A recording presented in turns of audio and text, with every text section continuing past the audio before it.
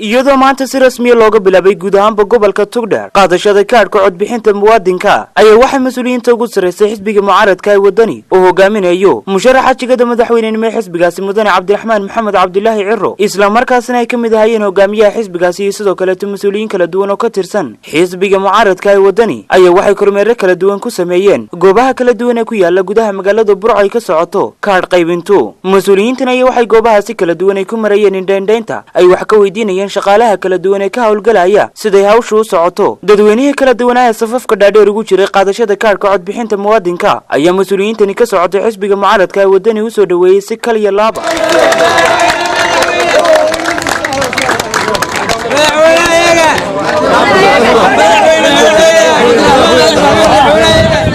markii kormeeradaas ay soo dhamaadeen ayay mas'uuliyiintani la hadleen warfidiyanada waxaana guud ahaanba shacabka kala duwan ee gobolka Togdheer ay ugu baaqeen in la qaato kaadhka dadka bulshada reer Burco iyo Hargeysa iyo dhamaan labada gobol ee Maroodijeex iyo Togdheer ugu baaqaynaa inay kaadhar ka qaataan inay ku dadaalaan inay kaadharkooda qaataan mid bii jooga mid magaalo jooga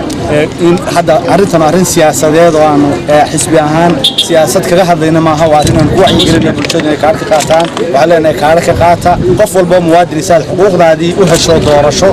iyo waliba kaadhka muhiimad kale leeyihiin waa ID yani waa qofka yani wixii lagu cadeynayay waxa leenahay qof walba kaadhku waa muhiim wuxuu muhiim yahay doorashada wuxuu muhiim yahay dalka wuxuu muhiim yahay adigu muhiim ku yahay qof walba kaadhkaaga qaado waxa weeye doorasho wali lama gaadhin laakiin kaadhku waxay muhiimad u yihiin doorasho walba iyo sidii hadhowto qofku ama xildhibaan ama madaxweyne uu raaykiisa iyo xuquuqdiisa uu heli lahaa bay muhiim u yihiin maanta maaha maalin hore waa maalin campaign